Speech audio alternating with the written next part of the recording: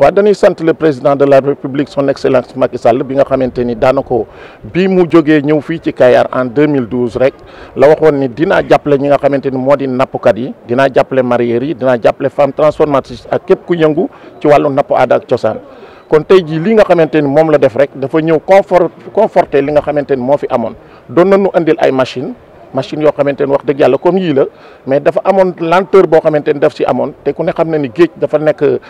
barab boo xamante ni dafa naqaree naviguer surtout à Kayar mais aussi dafa nekk foo xamante ni jën bi dafay gën di sori te bu gën bi gënee di sori mool yi dañuy gën di consommer essence mais aussi bu fekkente ni machine bi dafa màgget du mën a yegg boor boobu loolu dafa tax nag bi nga xamante ni jot nañu machine yi satisfaction lay ne boo xamante ni képp koo xamante ni mool nga tey jii nga nekk si dëkk bi yëg nga si sa xol ni tey jii vraiment mbégte mu rëy nga am. gën a am kaaraange ci géej gi daal. waaw dafay am di kaaraange ci géej ndax xam nga bu fekkente ni amuloo machine bu baax donc pour dem fenn dafay jafe mën nga dériver alors dugg si vague yeeg lu nekk xew si donc moo tax vraiment ñuy remercier son excellence le président de la république wante di remercier monsieur Oumar Gueye parce que durant li nga xamante ni mu ngi si magistère pêche yëpp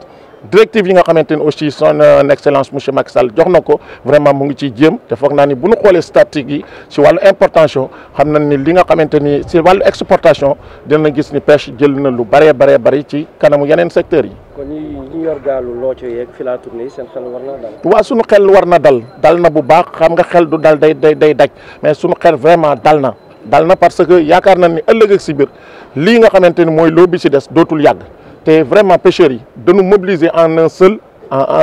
comme wenn say dañu takku comme wenn say ni woon le président de la république bi mu fi ñëwee ci référendum ñu ni ko dinañ la jàppale parce que lii nga dig mool yi ku leen jàppale ñu jàppale ko kon nag bi mu nu waxee ci wàllu référendum bi dañu jël suñu lépp ànd ak suñuy njaboot dal di dem si référendum bi ba mu jeex bi ñu demee aussi si li nga xamante ni mooy élection député noonu la ñu àndee ak suñu njaboot dal di dem si li nga xamante ni mooy vote du député vote législatif donc fi ñu jëm aussi nga xamante ni fi la ñu jëm ñu ngi ñaan le président de la république mu gën ñu jàppale te xam ni fa nu tegoon suñu tànk démb ak bërki démb foofu rek lañu koy teg pour mu nekk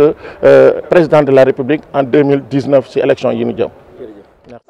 Une grande satisfaction vu que, comme tantôt l'a dit monsieur le chef de service départemental de pêche, nous étions confrontés à un manque à gagner énorme puisque les machines ne pouvaient pas vraiment franchir cette barre.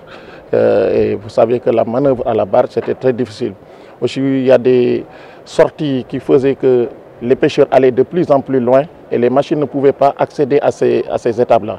Donc c'est un grand réconfort que nous venons vraiment de recevoir de la part du ministre de la Pêche et de l'économie maritime que nous remercions sincèrement et franchement au fond du cœur, mais aussi remercier d'abord le président de la République, son excellence Macky Sall, qui depuis le début a su que les pêcheurs doivent être aidés, doivent être pris en charge pour que leur devenir, leurs conditions de vie soient meilleures. C'est une première étape dans la livraison, il reste une deuxième étape. Oui, c'est pas une deuxième étape, puisque avant cette étape, on avait livré des moteurs. Seulement, c'était des lenteurs que nous avions observées, alors que les pêcheurs étaient sur le point vraiment d'être découragés. C'est pourquoi nous avions fait une sortie, mais ce n'était pas méchant, parce que nous savons très bien le rôle que joue le ministre de la Pêche et de l'économie maritime dans le secteur.